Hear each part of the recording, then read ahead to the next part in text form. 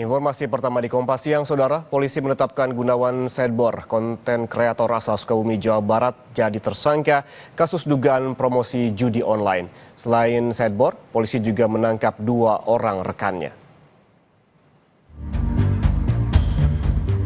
Polisi menangkap Gunawan Sedbor, konten kreator asal Sukabumi, Jawa Barat, bersama 2 orang rekannya setelah melakukan siaran langsung di akun TikTok-nya. Setelah menjalani pemeriksaan di Polres Sukabumi, akhirnya polisi menetapkan TikToker asal Sukabumi yang terkenal dengan joget beras habis ini sebagai tersangka. Lalu, apa alasan polisi menetapkan sang konten kreator menjadi tersangka?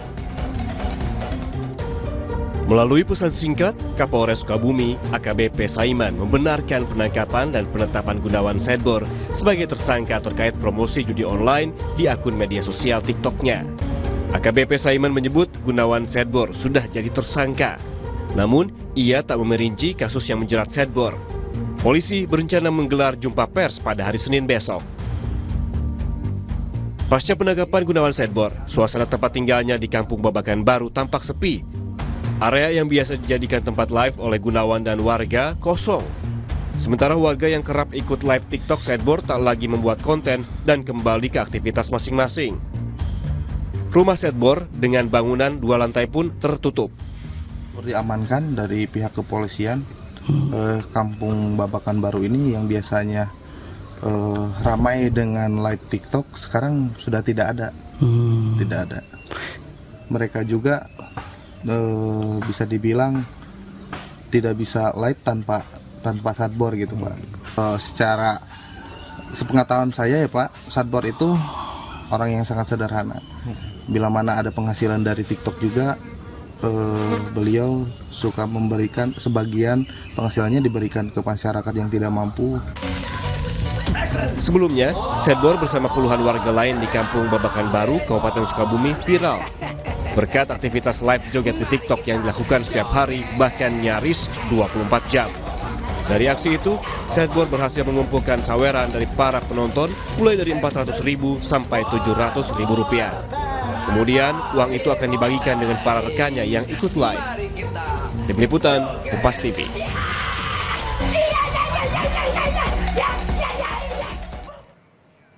Dan untuk mengetahui informasi terkini, kita langsung bergabung dengan jurnalis Kompas TV, Insan Maulana Firdaus di Desa Bojong Kembar, Sukabumi, Jawa Barat. Insan, selamat siang. Setelah Gunawan Sedbor ditetapkan sebagai tersangka, ini terkait dugaan judi online, begitu bagaimana aktivitas warga yang biasanya ikuti live TikTok? Apakah kembali bertani atau seperti apa? Ya, terima kasih Ian dan juga saudara. Memang pasca ditetapkannya sebagai tersangka Gunawan Sedbor ini, aktivitas di lokasi yang saat ini saya berdiri terlihat sepi karena memang di lokasi yang saya berdiri ini adalah lokasi di mana Sedbor dan kawan-kawan itu melakukan live TikTok bersama puluhan orang. Dan misalkan jika digambarkan saat ini bahwa menurut informasi dari kepala desa bahwa yang ikut dengan Sedbor ini adalah dari berbagai macam profesi, mulai dari buruh, pegawai UMKM, dan juga hasil PHK dari sebuah perusahaan.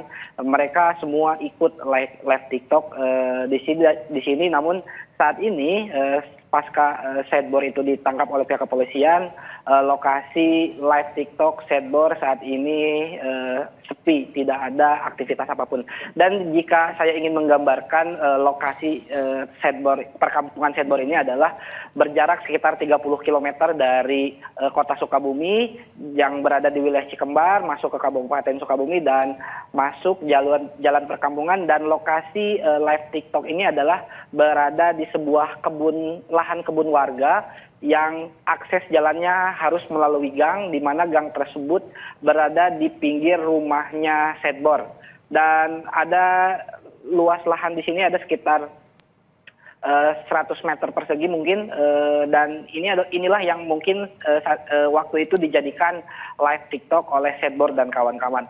Namun memang hingga saat ini tidak ada aktivitas apapun di lokasi live TikTok Sedbor.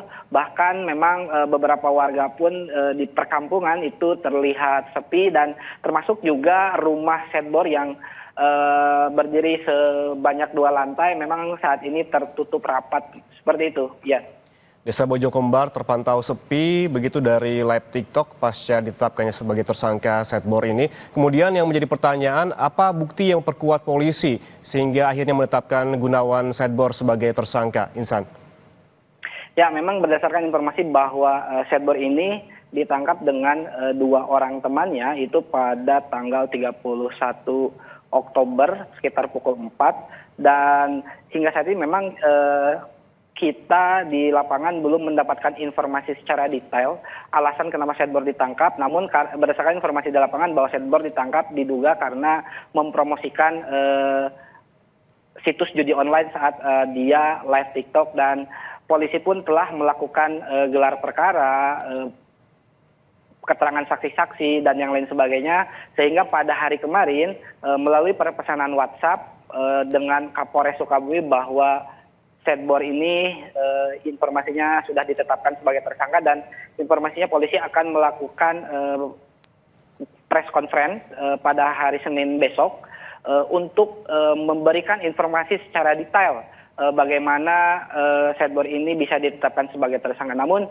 jika dilihat dan dari informasi yang ada di lapangan bahwa salah satunya adalah yang diamankan dan menjadi barang bukti adalah video salah satu live streamingnya Setbor yang mungkin menjadi acuan pihak kepolisian untuk menetapkan Setbor ini sebagai tersangka.